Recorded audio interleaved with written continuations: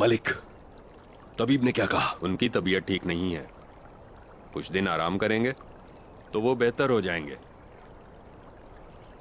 दुंदार साहब बहुत सख्त जान है, वो जल्द ठीक हो जाएंगे।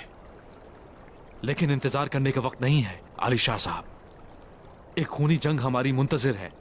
अगर वो वाकई खून देखना चाहते हैं तो जाओ और जाकर तैयारियां करो बहादुर।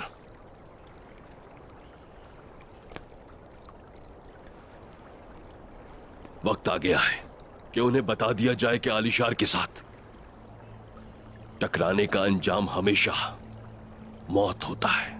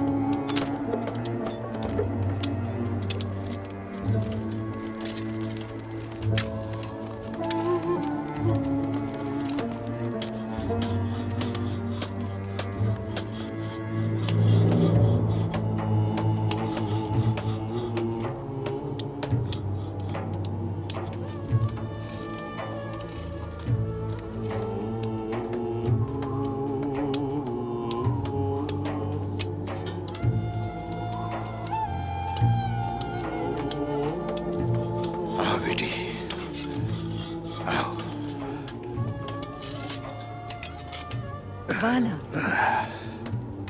मैं पानी डालती हूँ बेटी। मोहतरम शेख की मदद करना अल्लाह को खुश करना है।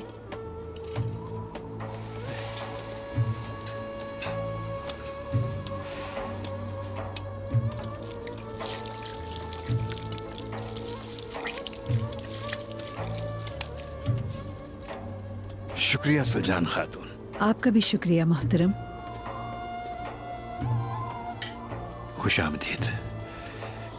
आइए।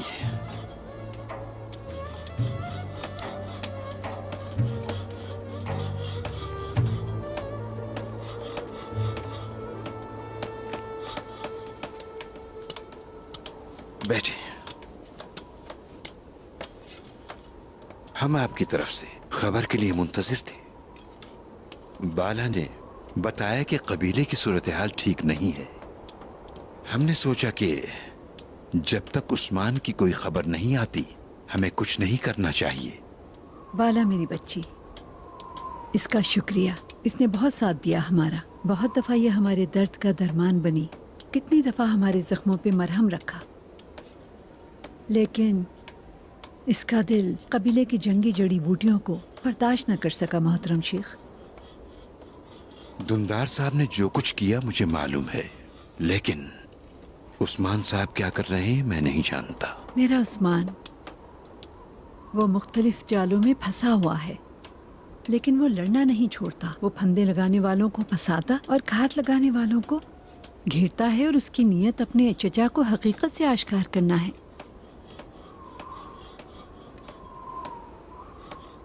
इसी वजह से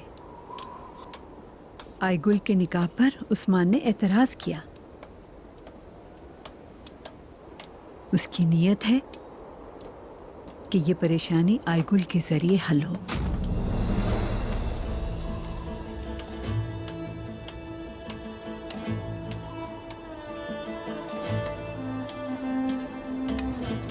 उस्मान हमेशा अपने फायदे को फरामोश कर देता है और अपने कबीले के फायदे के बारे में सोचता है।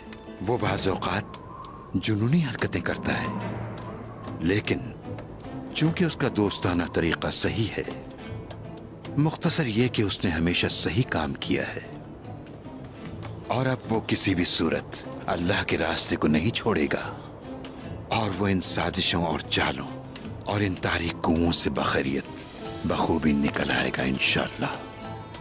इंशाअल्लाह मोहतरम शेख, इंशाअल्लाह।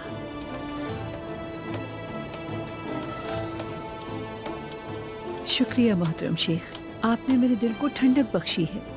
मुझे यकीन था आपके पास आकर मेरे दिल को फराहत मिलेगी। आपका बहुत शुक्रिया।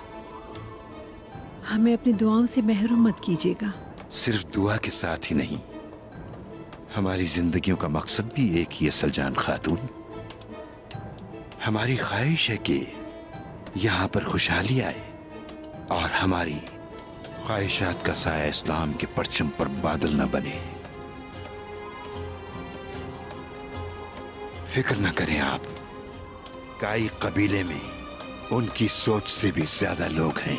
वो किसी गलत फहमी में न रहें।